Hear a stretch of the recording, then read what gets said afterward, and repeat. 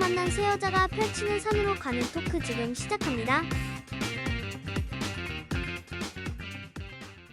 오늘 제가 이야기할 주제를 가져와서 제가 리드를 해보겠습니다. 최근에 제가 엄청 좋아하는 친한 친구가 있는데 그 친구를 좋아하는 똑같은 이유로 그 친구랑 트러블이 있었어요. 그래가지고 내가 이 이유로 그녀를 좋아하는데 이 이유로 트러블이 생기다니 너무 속상해서 엄마한테 이런 얘기를 했었거든요. 근데 저희 엄마가 굉장히 독실한 불교 신자세요. 그래가지고 엄마가 불교 경전에 나온 어떤 미녀와 방녀 이야기를 해줬는데 그게 어떻게 보면 그냥 뻔한 얘기인데 저한테 되게 와닿더라고요. 그래서 요새 제가 그거에 꽂혀가지고 단칼님이랑 궁금님한테 막 엄청 말하고 다녔거든요. 그래가지고 저의 강력한 주장하에 이게 저희의 이번에 주제로 선정이 됐는데요. 리서치를 해왔는데 경전이 열반경이라는 경전에 나오는 설화인데요. 어느 날 한 부잣집 남자가 절세의 미인을 만나가지고 이름을 물었더니 공덕천이라고 했대요. 그래가지고 공덕천이 무슨 뜻이냐 했는데 재물을 불리는 구실을 한다고 해서 남자가 뛸 듯이 기뻐하면서 그 여자를 신부로 맞아들였대요. 그랬더니 공덕천이 나를 신부로 맞아들이려면 흑암천과 같이 살아야 한다 하면서 엄청 추악한 모습을 한 여자를 데리고 왔다는 거예요. 그래서 그 남자가 기겁을 해서 쫓아버리려고 하니까 흑암천이 당신은 어리석군요. 앞서 맞이해간 여자는 내 언니예요. 나는 늘 언니와 함께 있어야 해요. 이러면서 나를 쫓아내려면 우리 언니도 같이 쫓아버려야 해요 라고 했다는 거예요. 근데 저는 이게 어떻게 보면은 뭐 이득이 있으면 비용을 치러야 하고 혜택을 보면 책임을 져야 되고 이런 뻔한 얘기인데 설화같이 이렇게 간접적으로 은유적으로 표현이 되니까 되게 와닿더라고요.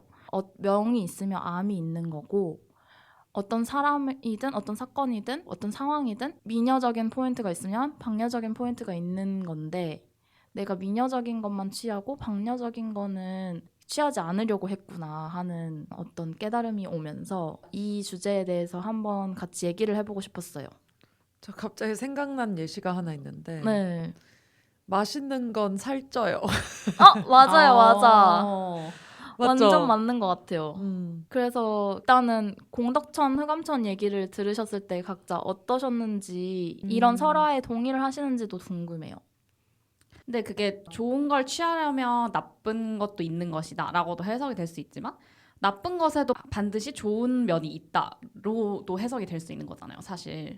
그렇죠. 맛있는 거 먹으면 살찐다처럼 뭐 살찌는 음식을 맛있다. 먹으면 맛있다 뭐 이렇게 생각할 수 있는 거죠. 단칼적 사고인데요. 아 그래요? 논리적이었나요? 아니 그 원형적 사고처럼 단칼적 사고. 궁금님은 어떠셨어요? 저는 제일 고민 중에 하나는 결국에는 득이랑 실이 둘 다 있는데 그럼 그거를 온전히 받아들일 줄 알아야 되잖아요.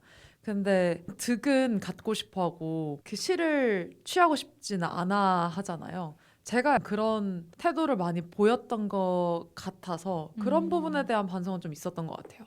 결국에는 모든 것들이 그런 양면성을 갖고 있는데도 불구하고 나도 그걸 아는데 사실상 이걸 얻으면서 딸려오는 방녀의 부분은 내가 항상 취하고 싶지 않거나 불만을 가지거나 그래 왔던 것 같아서 이게 너무 당연한 이치인데 그거를 내가 부정하면서 살았구나 느꼈던 것 같아요. 이 얘기를 들으면서. 근데 저는 또 그런 생각도 들었어요. 그러면은 어떤 미녀를 취하고 어떤 방녀를 감수할 것인가가 또 중요하겠다라고 생각을 했는데 제가 이런 얘기를 말하고 다니니까 근데 모든 선택지가 밸런스 게임일 필요는 없다고. 그러니까 밸런스 게임의 선택지를 벗어나는 선택지도 있다는 거예요. 그게 무슨 말이죠? 그러니까 밸런스 게임이 되게 극단적인 그쵸. 선택지들로 구성이 돼 있잖아요.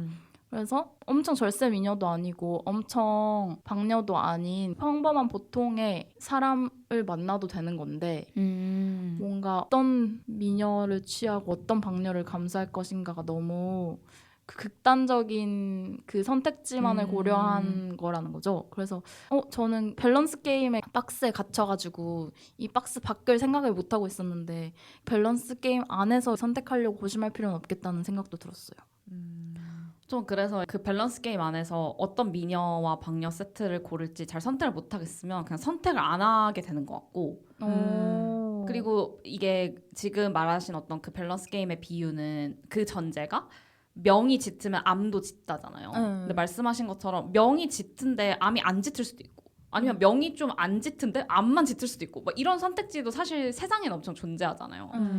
그리고 그 패키지에 따라서 내가 생각했을 때 이 암은 다른 사람에겐 되게 짙지만 나한테 되게 안 짙을 수도 맞아요. 있고 막 이런 상대적인 것도 있으니까 확실히 밸런스 게임보다는 좀 더 복잡한 것 같긴 해요. 우리가 골라야 되는 뭔가 미녀와 방녀는. 저도 완전 공감하는 게 이 이야기에 따르면 부잣집 남자는 외모를 엄청 따지는 미녀니까. 네, 외모의 우선순위가 되게 높은 사람인 거잖아요. 그렇기 때문에 이제 밸런스 게임은 아니고 뭔가 선택의 기로에 섰을 때 결국엔 둘 다 취하지 않겠다고 선택을 하는데 가난한 집에 이들이 가면 결국 둘 다 받아주잖아요. 그럼 그들은 사실 우선순위가 다른 거기 때문에 이 둘을 다 취하는 선택을 내리는 것처럼 결국 선택지는 바뀌지 않는데 그걸 바라보는 내 기준이나 관점에 따라서 이런 것들이 달라지는 것 같아가지고 오히려 그런 부분 고민해보면 재밌겠다 생각했어요. 저는 두 분이 말씀해주신 거 다 너무 공감 가는데 특히 단칼님이 선택을 안 하는 선택지도 있다고 하시는 게 저한테 좀 와닿는 게 저는 그 선택을 하는 편이어가지고 그런 선택을 안 하는 선택지도 있다라는 걸 개인적으로 새겨야겠다는 생각이 드네요. 맞아, 이 얘기를 아마 저희 전 회차에서도 몇 번 했던 것 같긴 한데 저는 그 선택을 내리는 행위가 너무 스트레스여서 안 하는 것도 있거든요. 그래서 불가피하게 안 하게 되는 경우도 있지만 근데 이제 안 하면 또 감수해야 되는 암은 나한테 오는 미녀와 방녀에 따라야 돼요. 내가 선택하지 않았으니까 사실은 더 좋은 나에게 맞는 미녀와 방녀 세트가 있었을 수도 있는데 그걸 나는 취하지 못한 거죠. 하지만 내가 선택해야 되는 스트레스나 책임은 회피할 수 있다는 게 장점. 저도 이거 그 전 화들에서 몇 번 말했던 것 같은데 저는 반대로 그쵸. 선택하지 않는 것이 너무 스트레스여서 그냥 선택해버리고 마는 것 같아요. 맞아 네. 맞아. 저도 그냥 선택을 내리는 편인 것 같아요. 해보가 안 되면 돌아와서 다른 선택한다 마인드로 살기 때문에 오히려 선택을 안 내리는 것보다는 그냥 해본다 인 것 같아요. 만나보고 생각보다 방녀가 너무 매력적일 수도 있잖아요. 맞아. 미녀보다 더 좋아질 수도 네, 있죠. 미녀보다 너무 좋을 수도 있고 그럴 그러면 수도 있네요. 네, 둘 다 취해본 다음에 방녀 생각보다 매력 있는데 양파 같은 여잔데 하면서 만날 수도 있는 거고 맞아요. 하니까 저는 우선 선택 내려보는 편인 것 같습니다. 그러면 제가 밸런스 게임 선택지 외에 옵션도 있다고 했지만 밸런스 게임을 준비했는데요. 뭐 이런 모순. 저번 편을 참고하시죠. 네. 그래서 제가 준비한 밸런스 게임은 공덕천과 흑암천, 그러니까 미녀와 방녀와 같이 살기 혹은 평범한 보통의 사람과 같이 살기. 공덕천과 흑암천 대 어떤 중박의 선택지가 있다면 각자 어떤 것을 선택할지가 궁금했어요. 상당히 어렵네. 전 전자요. 진짜요? 네. 저 완전 공덕천과 흑암천 고르는 것 같아요. 왜요? 제가 뭐 사람을 고른다라고 했을 때 저는 둥근 사람보다 뾰족한 사람을 더 좋아하기도 하고 그런 사람들을 더 흥미있어 하기도 하고 그리고 이 설화에서만 보면 저 외모 그렇게 안 보거든요. 어쨌든 강점도 되게 강하고 단점도 되게 강한 사람들을 오히려 좋아하는 것 같아요. 아까 단칼님 명함도 하나가 세면 반대도 세다 얘기도 해주셨잖아요. 그런 것처럼 결핍이나 부정적인 것들이 세면 반대로 엄청나게 좋은 것들도 있을 거라는 기대감이 좀 더 있을 수 있으니까 그런 것 같고요. 오히려 중박의 무엇이라고 했을 때 더 뾰족한 걸 선호하는 것 같아요.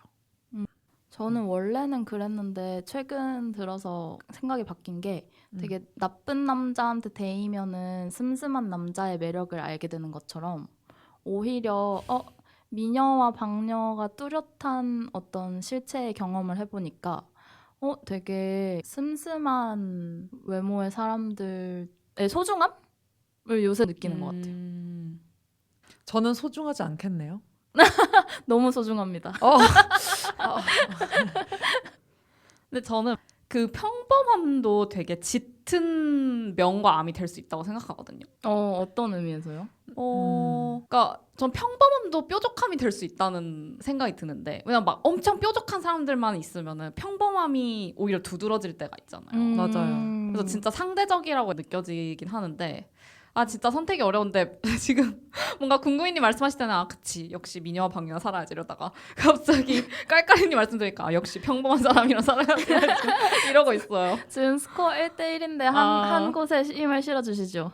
진짜 어렵네요. 근데 너무 관점의 차이긴 해요. 진짜 말씀하신 것처럼. 맞아요. 맞아요. 유재석이 괜히 유재석이 아니잖아요. 그쵸, 유재석도 편안하고 뭔가 음. 적당히 재밌고 잘 들어주고 이러는 사람처럼 보이지만 결국엔 엄청 뾰족한 사람이잖아요.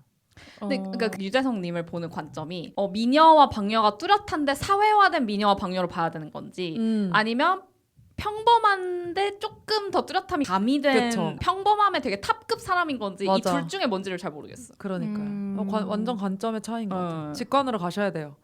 저는 밸런스 게임 밖에 선택지를 선택 안 하는 네. 선택지. 그래서 1대1로 스코어가 종료되는 네. 걸로. 너무 각자의 개성이 두드러지는 선택이었던 것 같아요. 네. 제 생각에는 법문에서도 이런 결과를 바라지 않았을까. 중용. 다름을 인정하고 그러면은 내가 스스로 생각하기에 나는 공덕천과 흑암천을 가진 사람인지 아니면은 좀 더 슴슴한 외모라고 비유하는 어떤 보통과 평균에 가까운 사람인지 스스로를 어떻게 인식하는지도 궁금하고 또 서로를 어떻게 인식하는지도 궁금하고 또 자기가 어떤 방향으로 나가고 싶은지도 궁금해요. 너무 질문이 많았나요? 네. 저는 세 가지 질문이 다 답이 같아요. 진짜요? 네. 원래는 저는 정말 보편적이고 평범한 사람이라고 제 자신을 생각했거든요. 몇 년 전까지만 해도. 네네. 어렸을 때부터 남들이 다 하는 선택 말고 다른 선택을 즐겨하며 남들이 갖고 있는 거 말고 좀 특별한 걸 더 좋아하고 이런 성격이 있었었는데 그런 것들을 비추어 보았을 때 나는 오히려 공덕천과 흑암천과 유사한 사람이 아닌가? 그 모두를 갖고 있는 사람이 아닌가라는 생각이 들고요. 그리고 제가 요즘에 선택을 내릴 때도 중요하게 고려하는 부분이 그냥 내가 정말 원하는 것인가는 당연히 고려를 하지만 이게 지루한 선택인가 재밌는 선택인가라고 생각을 하거든요. 근데 당연히 제 기준이겠지만 저는 재밌는 선택을 하고 그게 비주류적인 선택이었던 경우들이 많았던 것 같아요. 그런 관점에서 봤을 때 공덕천과 흑암천이 공존하는 사람이지 않을까라고 생각을 했고요. 두 분을 봤을 때도 그런 것 같아요. 뾰족한 사람들인 것 같아서 저는 그렇게 생각하고요. 앞으로 나아가는 방향성도 이런 제 자신이 싫지 않고 이런 삶을 사는 제 자신이 되게 재밌고 좋아요.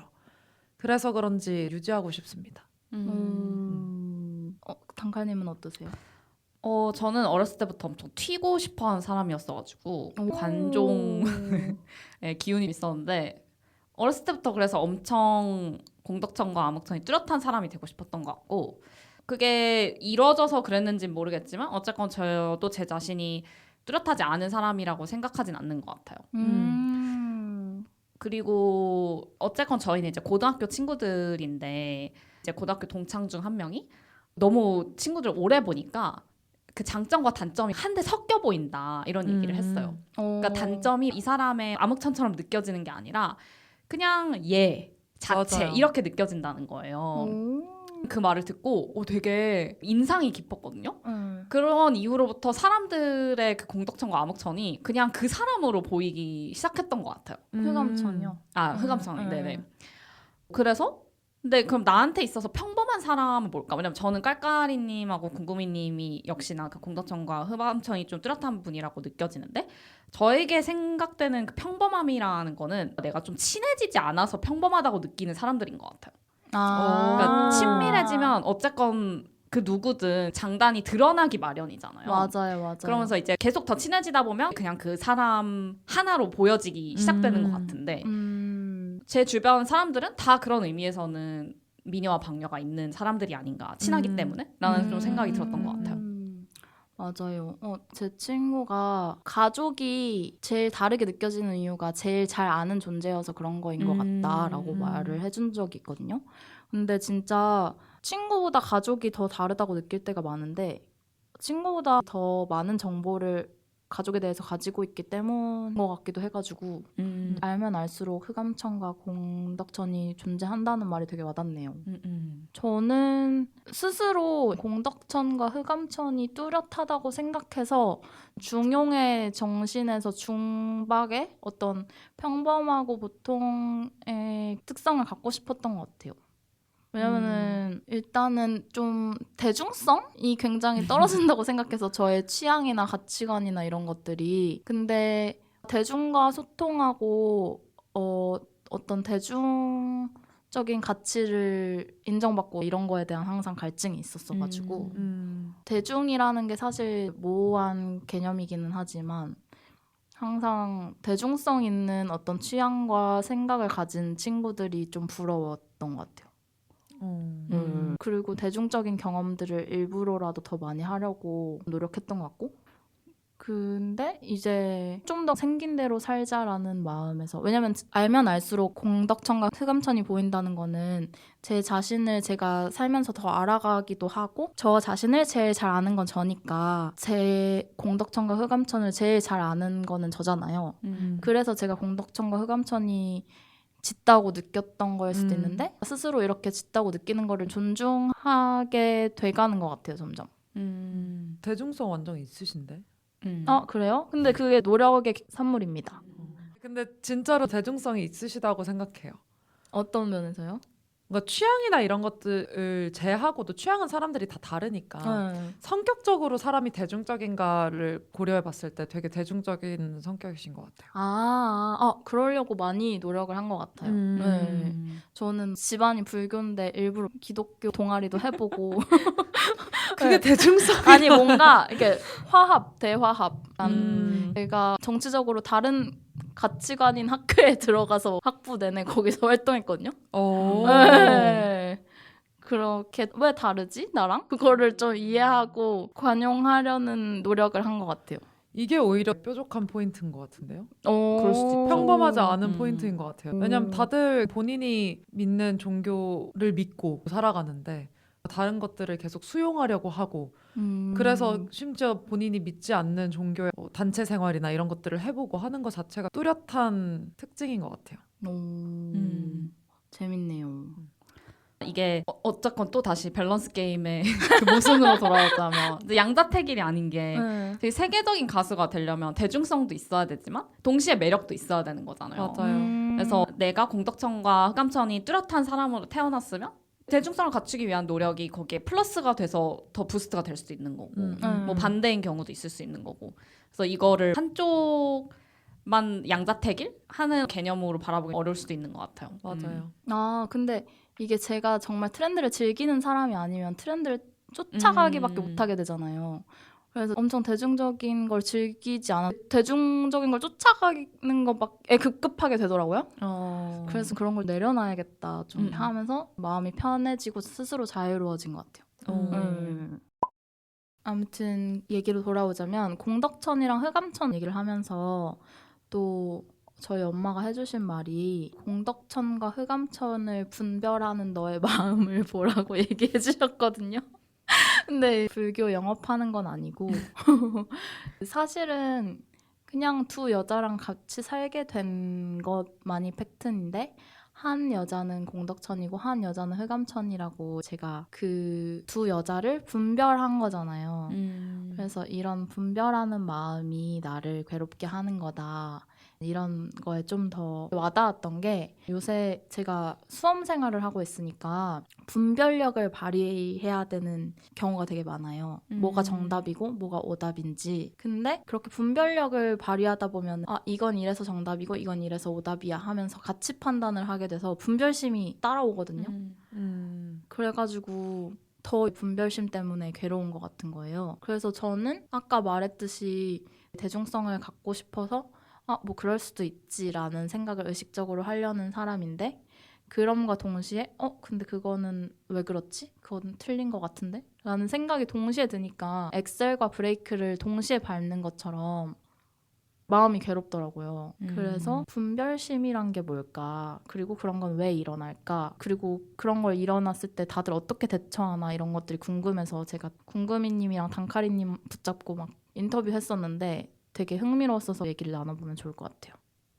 분별심이 뭔지를 먼저 설명 좀 해주시면 좋을 것 같은데. 아, 네네. 분별심은 불교적인 용어인 것 같고 엄마가 독실한 불교 신자셔서 서당계로서 분별심을 인지를 한 거고 정확한 불교적 개념은 모르는데 제가 이해한 개념을 가지고 설명을 하자면 분별력이랑 구분해서 이해를 했는데 분별력은 어떤 것이 같고 다름을 분별하는 능력이면 분별심은 그 같고 다른 것을 옳고 그르다 맞고 틀리다 이렇게 나누는 마음이라고 인지를 했어요. 그럼 구분하는 것뿐만이 아니라 판단을 하거나 평가를 하는 마음까지 갔으면 이제 분별심이라는 거죠. 네네네. 그래서 외부의 사람이나 사건이나 상황이 우리를 괴롭게 하는 것이 아니라 그것을 분별하는 마음이 우리를 괴롭게 하는 거다가 제가 이해하기로는 어떤 불교의 교리 같았거든요. 그래가지고 그거에 논리적으로 공감을 하고 와닿아서 그렇게 받아들이고 있는데 여러분들은 불교가 아닌 입장에서 그거에 얼마나 공감을 하시고 얼마나 이견이 있으신지도 궁금해요. 근데 그게 예를 들어 분별심 자체가 드는 게 괴로운 건가요? 아니면 분별심이 드는데 이거를 뭐 상대에게 얘기를 못 한다거나 아니면 상대를 배려해야 된다거나 이게 충돌해서 괴로운 건가요? 분별심이 드는 것도 메타인지 같은 건데 분별심을 분별하게 되는 게 괴로워요. 분별심이 들면 안 되는데 분별심이 드네라고 분별하게 되는 게 1차적으로 괴롭고 그리고 분별심이 드는데 이거를 표현을 못해. 왜냐면 그게 옳지 않은 거라고 내가 분별을 하니까. 그게 2차적인 괴로움. 맞아요. 근데 얼마나 관련된 얘기인지는 모르겠지만 저는 분별심이 들 때가 굉장히 많거든요. 네. 근데 저도 표출해서는 안 되는 분별심이라는 걸 아는데 네. 저는 그런 표출할 수 없는 분별심에 대해서 그 요새 굿파트너에도 나오는 얘기인데 법적으로 이제 내심의 의사는 행동으로 표출되지 않는 한 법적 제재의 대상이 아니잖아요. 그래서 친구가 근데 머릿속으로 생각하는 건 자기는 입 밖으로만 내지 않으면 괜찮다고 생각한다. 왜냐면 내 머릿속에 있는 생각이니까라고 얘기를 해주더라고요. 근데 그게 되게 마음이 편해졌어요. 왜냐면 제가 인간인지라 모든 분별심을 사실 버릴 수는 없는 것 같고 수행을 하지 않는 이상 근데 분별심이 다 표출되는 게 적합하지 않을 수도 있다라는 것만 알고 상대에게 그거를 악의적으로 해하지만 않으면 분별심이 드는 것 정도는 내가 허용해줘도 되지 않을까? 뭐 이런 생각을 전 좀 하거든요. 좀 느슨하게 풀어주는 것 같아요. 내가 분별심이 들면 안 돼라고 조이면 조일수록 더 분별심이 들고 힘들더라고요. 그래서 분별심을 알아차리고 더 이상 분별심이 들지 않거나 분별심이 들어도 괜찮은 상태가 제가 이해하기로는 불교적인 해탈의 경지에 이르는 건데 그 이르는 과정에 순서가 있더라고요. 처음에는 분별심만 갖는 단계여서 분별심을 내가 갖는데 분별심을 내가 가지는지를 인지를 못하고 분별심이 드는 마음 자체로 화가 나거나 부정적인 감정이 드는 괴로운 그런 상태인데 그 다음에는 분별심을 분별하는 저와 같은 상태에서 분별심을 분별해서 괴로운 상태. 그래서 어떻게 보면 이제 사람들을 중생이라고 표현을 하면 중생들이 분별심을 막 부리는 것이 이제 분별이 되는 상태여서 그 분별심을 부리는 중생들을 보는 것이 너무 괴로운 상태인 거예요.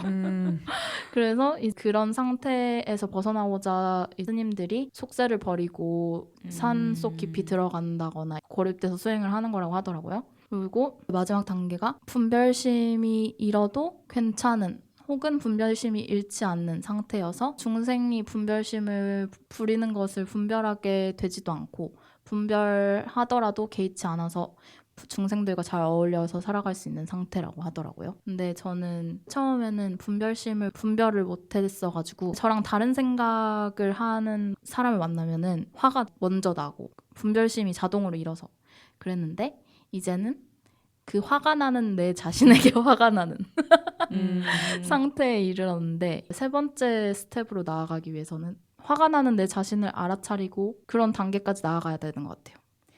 그런 것 같아요. 분별심이 나는 내 자신의 상태를 또 분별하면 안 되는 것 같아요. 네. 그러니까 예를 들어 말씀하신 것처럼 나와 다른 생각을 한 사람에게 화가 났어요. 근데 그런 화가 나는 내 자신한테 또 분별해서 그 화가 나는 건 잘못된 거야 라고 생각하면서 화가 나면 안 되고 그런 생각을 할 수도 있는 거야 네. 라고 풀어줘야 되는 거죠. 네. 결국 괴롭지 않기 위해서 그렇게 하는 거죠. 그쵸. 그쵸. 만약에 분별심이 일었는데 그게 나를 괴롭게 하지 않아. 그러면은 그거는 뭐 나쁘지 않은 거인 것 같아요. 그리고 분별심이 있는 거를 분별하게 됐는데도 그게 괴롭지 않으면 또 괜찮은 것 같아요. 결국에는 괴롭지 않으면 분별심이 일어도 결국에는 그거는 내 안에 있는 거고 내가 개의치 않으니까 괜찮다인 거죠. 네, 그러니까 괴로워서 이 괴로움의 원인이 뭘까를 파고들었을 때 분별하는 마음이어서 그럼 이 분별하는 마음을 없애거나 분별하는 마음을 분별하지 말자가 되는 것 같아요. 들으시는 분들 엄청 헷갈리실 것 같긴 해요. 적으면서 들으세요. 네. 그런 것도 재밌을 것 같아요. 오늘 분별이 몇 회 나왔는지 댓글로 적어주셔서 맞추시는 분께 경품을 드리는 것으로. 뭐 분별심을 드릴까요? 드릴 수 있는 영역인가요? 결국에는 뭐 어떤 친구가 있는데 좋아해요. 네, 근데 동시에 안 좋아하는 부분도 있어요. 네, 그래서 이건 맞다고 생각하고 저건 아니라고 생각해요. 네, 그게 이제 첫 번째 분별심인 네, 거잖아요. 네, 그래서 그 친구의 안 좋은 것 때문에 스트레스를 받아요. 네. 근데 이 친구를 좋아하는데 왜 난 이 친구에 대한 미움이 계속 생기지? 하는 게 2단계인 거잖아요. 그렇죠? 네. 결국에는 내가 분별을 하고 있고 그 친구를 미워하는 감정에 드는 내 자신을 미워하는 거니까. 네. 그럼 결국 3단계는 좋은 면도 이 친구고 안 좋은 면도 이 친구다 라고 받아들이는 순간 3단계로서 내가 괴롭지 않아지는 단계라고 이해하면 되겠죠? 그러니까 그렇게 분별심을 없애거나 음. 아니면 이 친구가 좋은데도 내가 막 가끔 이런 나쁜 그러니까 다른 면을 볼 때 좀 미움이 드네? 나는 내 자신을 그냥 놓아주거나 그래 들 수도 있지. 맞아요. 이미 든 생각은 사실 없애기가 쉽지 않잖아요. 맞아요. 근데 이게 분별심을 아예 없애는 게 과연 좋을까? 이런 생각도 하거든요. 왜냐하면 너무 많은 분별심은 에너지 소모가 너무 크죠. 사실 사람들이 너무 다른데 모든 다른 상황을 마주할 때마다 이게 옳고 그르다라는 판단을 한 번 더 해야 되는 거니까 다르다만 인지하면 에너지 소모가 적은데 거기에 가치 판단을 하려면 한 번 더 뇌를 써야 되잖아요. 근데 또 이걸 너무 못하면 이거를 다르다고 생각하고 이게 때로는 틀리다고 생각하면서 쳐낼 줄도 알고 나를 방어할 줄도 알아야 되는데 그거를 못하게 되는 것도 오히려 나한테 해가 될 수 있다고 생각하기 때문에 분별심이 아예 없는 것도 위험하다고 생각하고 훈련을 하는 과정이 필요한 것 같긴 해요. 저도 비슷한 맥락에서 이게 현대 사회가 굉장히 지식 기반의 사회잖아요. 그래서 학교에서든 계속 분별력을 높이고 분별심을 기르는 교육 과정을 거치잖아요. 그리고 실제로 그것이 직업적으로 용이하게 이용이 되고 그래서 더 분별력과 분별심이 커지고 그것이 크면 클수록 이득을 보는 사회인 것 같은데 그런 세속적인 측면을 인정을 하고 그냥 내가 분별력과 분별심이 높기 때문에 그래도 인정받고 돈을 벌어먹고 사는 부분이 있지. 하지만 그거의 흑암천인 내 마음의 괴로움은 내가 따로 다스려야겠다. 이렇게 생각하는 것도 괜찮은 방법인 것 같긴 해요. 그러게요. 이게 사회가 규칙으로 이루어져 있잖아요. 네. 그럼 결국은 옳고 그름이 있을 수밖에 없는 상황인 거고 뭐 산으로 들어가서 혼자 살 게 아니라면 어쩔 수 없이 따라오는 부분인 것 같긴 해요. 그리고 옳다 그르다를 판단하는 기준이 결국엔 본인의 가치관과 더 깊게 가면 신념이라고 생각도 하거든요. 그래서 이 이야기를 들으면서 분별심을 가지는 것 자체는 나쁜 건 아닐 수 있겠다. 결국에는 나의 여러 가지 경험이나 믿음으로 인한 신념이 있어서 이게 좋은 행동이고 이게 안 좋은 행동이다라고 분별하는 능력이 있는 거니까 그거를 가지고 살아가는 것 자체는 그냥 가치관을 갖고 살아가는 것 같아요. 근데 불교에서는 내면의 괴로움 을 해소하는 게 가장 그 해탈에 가까워지는 경지인 거잖아요, 그렇죠? 잘 모르겠어요. 저도 지금 제일 잘 아시는 분 아닌가요? 저는 그렇다고 이해하고 있어서 분별심을 가지는 것 자체가 나쁘다라고 라고는 뭔가 생각이 안 되었으면 좋겠고 네. 분별심은 어쩔 수 없이 내가 내 그 가치관대로 살아가기 위해서는 필요한 부분이기 때문에 괴로움을 다스리는 게 중요한 포인트인 것 같다. 분별심 자체를 갖는 거는 문제가 되지 않는다고 생각하는 것 같아요. 이게 메타인지적인 포인트인 게 음. 분별심을 분별하는 게 나쁜 건데 분별심을 분별하는 게 나쁘다고 생각하는 게 분별하는 거고 이게 그러니까요. M자 분별이 돼가지고 거의 분열되고 있어요. 세포 분열처럼 막 확장되는데 저는 또 와닿고 위안이 됐던 거는 현대 사회에서 특히 한국 사회에서 지식이 많은 것을 높게 평가하잖아요. 근데 지식이 많고 분별력이 높고 분별심이 클수록 오히려 마음의 고통이 일기 쉽고 그 마음의 고통으로부터 벗어나기가 어려울 수 있다.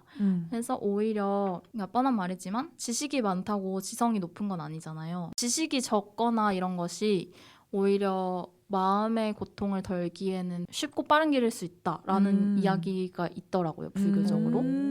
그래서 신기하다. 예. 모르는 게 약이다. 진짜 심플하게는 맞아. 그런 네, 네. 것처럼.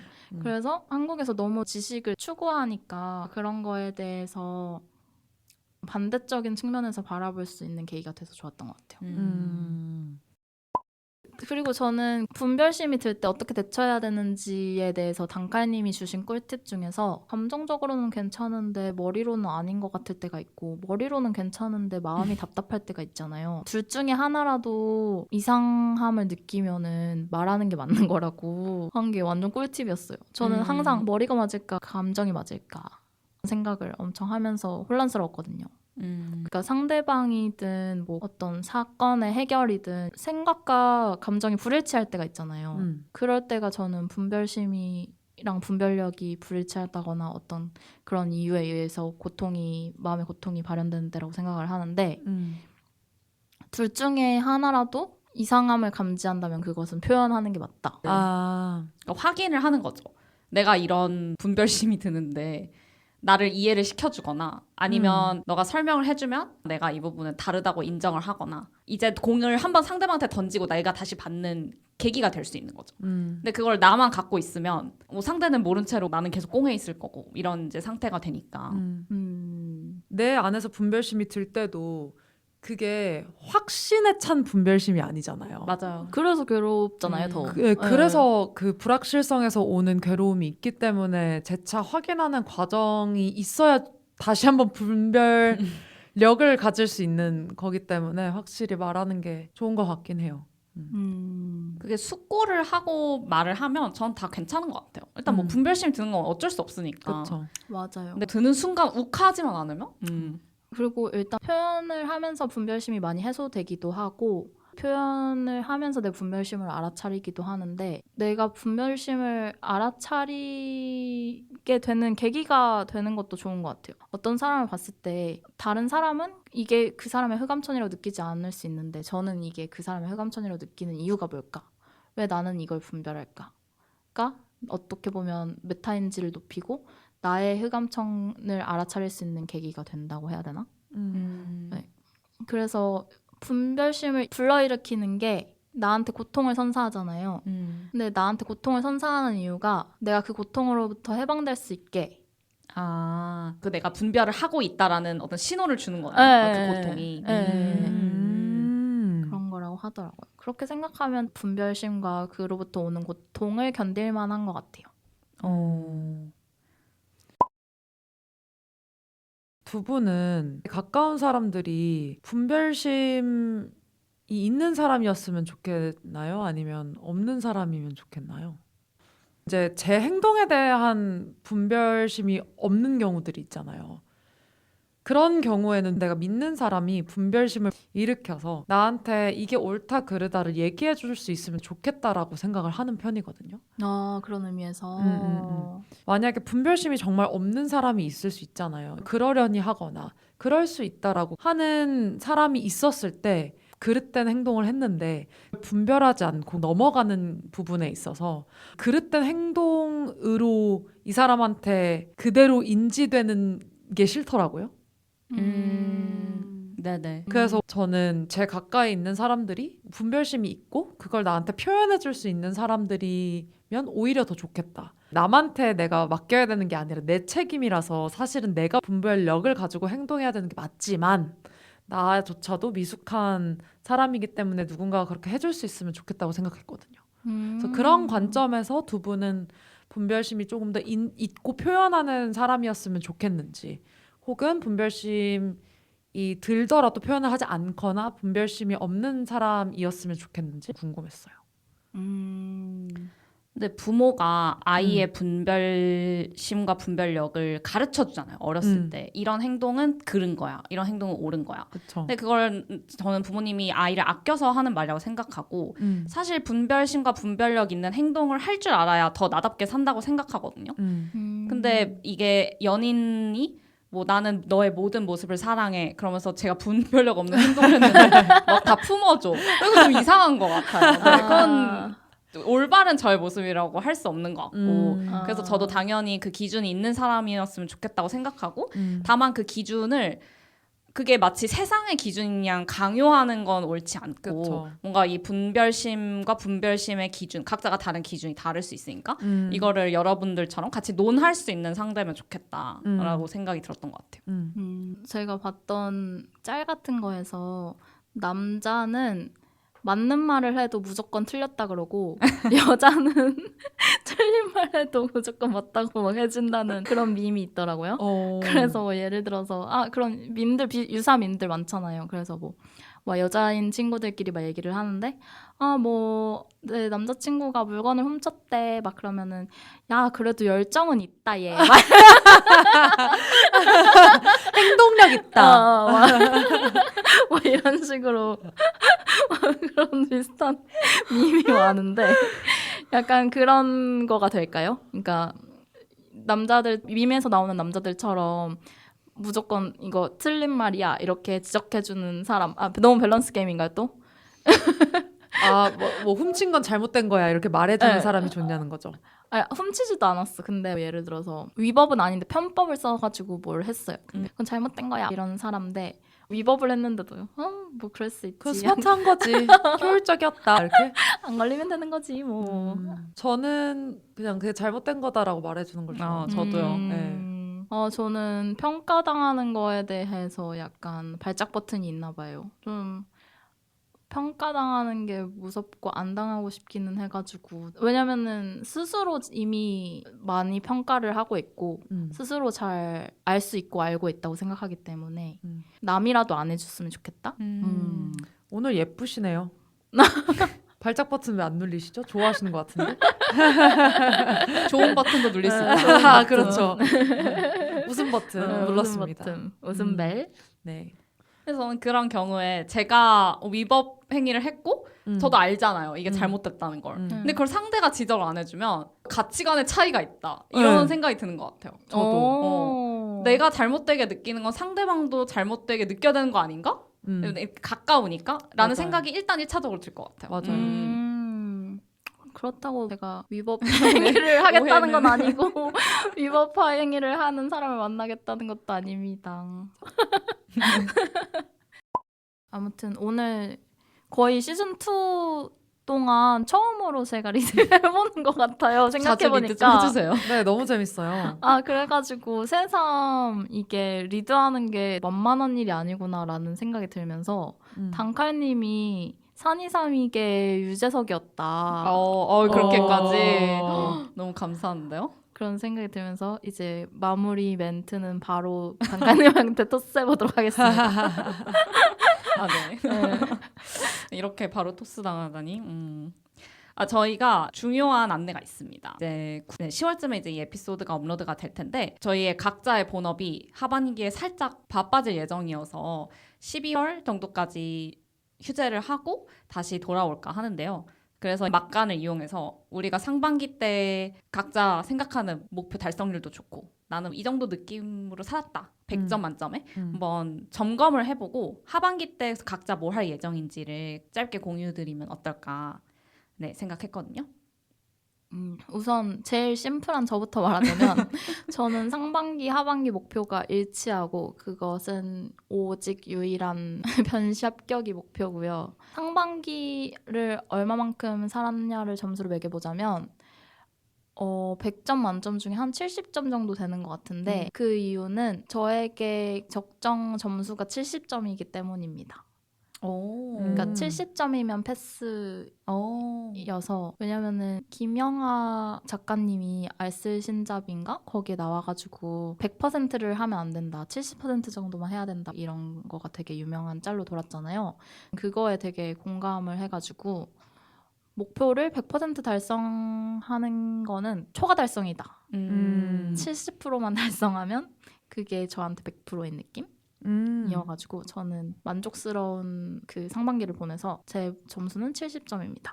그럼 하반기에도 70점을 노리시는 건가요? 네네. 일단 교수님이 저한테 해주셨던 말 중에서 되게 와닿았던 게 오버페이스 하지 말라고 말씀해 주셨거든요. 하반기에. 그래가지고 하반기에도 80점 이상을 넘지 않고 70점 대로 달리는 것이 목표입니다.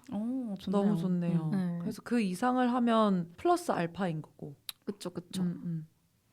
궁금이님은 어떠세요? 저요? 보통은 이게 매년 중간중간에 회고를 하긴 하거든요. 내가 세웠던 계획들이 잘 실천되고 있는지. 근데 이번 상반기에는 못했던 것 같아요. 그래서 이번 상반기에 점수를 좀 낮게 주고 싶긴 한데 한 50점 정도로 할까요? 지금 평가할 수 있는 기준이나 그에 필요한 회고를 충분히 못했고 그것만으로도 저한테는 마이너스 포인트이지 않을까라는 생각이 들어서 50점인 것 같고요. 매년 목표는 방향성 찾기. 내가 어떤 걸 정말로 하고 싶고 어떤 거에 올인할 수 있는 사람인지 알아보기. 그걸 아직도 진행을 하고 있는데 뭔가 내가 100% 열정적으로 소울 서칭을 해왔는가라고 생각했을 때는 아니었던 것 같아요. 상반기는 조금 더 표류하고 좀 정체되어 있던 기간이었던 것 같고요. 그렇기 때문에 하반기는 조금 더 스프린트를 하고 싶긴 합니다. 그렇게 한 달 스프린트를 좀 마지막까지 계속 하고 싶어요. 계속 새로운 프로젝트를 새롭게 시작하는. 두 번째로는 낯섦을 많이 일상에 들이고 싶다 생각이 드는 게 데일리 루틴대로 살고 항상 만나는 사람들만 만나고 외부와의 접촉은 많이 없고 그러다 보니까 낯선 게 그립더라고요. 새롭게 어떤 걸 지원해서 새로운 사람들과 새로운 일들을 해본다던가 목표도 가지고 있고요. 그래서 저도 한 70점 정도로 해볼까 봐요. 20점만 올리면 돼요. 네, 100%를 할 생각을 항상 했었는데 70%만 해도 성공이다라는 생각을 가지고 해보도록 하겠습니다. 너무 좋습니다. 네, 저희 유재성님. 너무 적응이 안 되네요. 네. 저는 상반기 때 사실 이루고 싶었던 목표들을 많이 달성 못했는데 한 80점 정도의 상반기를 살았다라고 생각하는 것 같아요. 너무 알찬데요? 네, 좀 다녀와야 되는 굵직한 해외 일정이 있었고, 근데 그 일정이 앞으로 제 인생에 또 어떤 영향을 끼칠지 모르겠지만 곳에 있는 동안 저에게 많은 영향을 끼치기도 했고, 그래서 그게 잘 완수된 게 저한테는 많이 컸던 것 같고요. 상반기 때 저는 늘어지는 경향이 있고, 제가 여름에 되게 축 늘어지거든요. 생산성이 매우 하락하는 시기인데 저는 가을이 되면 좀 살아납니다. 네. 그래서 상반기 때 늘어졌던 거를 다시 주섬주섬 모아서 하반기 때는 저도 이제 약간 스피드를 올려서 달려보는 게 목표고, 달리지 않을 때는 심심하려고 하는 게 저의 하반기 이번 컨셉이에요. 스크린 타임도 되게 많이 늘고 유튜브를 많이 보다 보니까 내가 심심할 틈을 나한테 주지 않았던 것 같다는 생각이 들더라고요. 사실 심심해야 일도 잘 되고 휴식도 잘 되는 것 같은데 달리지 않을 때는 진짜 휴식을 위한 휴식을 취하고 심심해보기, 이게 하반기 컨셉인 것 같고, 저는 이번 하반기는 120점을 향해서 달려볼 생각이기 때문에 네. 달려보고 저는 12월 중순부터 그냥 휴가할 겁니다. 2주간 방전되는 너무 좋네요. 네, 그런 계획으로 한번 살아볼까. 네. 그래서 저희 다 이제 한 3, 4개월 정도죠. 사실 얼마 안 남았어요. 네. 안돼. 맞아요. 추워지는 건 좋은데 시간이 나가는 건 맞아요. 싫지만 또 뭐 그만큼 그럼 시간이 가면 다시 저희가 녹음을 할 수 있는 날이 다가온다는 뜻이니까. 맞아요. 네. 또 모르죠. 이렇게 시즌2 종료했다가 재밌는 이야기가 있어서 번개 세션으로 가지고 올 수도 있는 그쵸? 거고요. 네. 맞아요. 뭐 그립다 친구들아 빨리 나와라 뭐 이럴 수도 네. 있는 거고요. 네. 댓글 달아주시면 나올지도. 뜨거운 반응 기대하겠습니다. 네. 네, 그래서 다음에 또 만날 때까지 저희도 잘 준비해서 다시 돌아오도록 하겠습니다. 안녕. 안녕.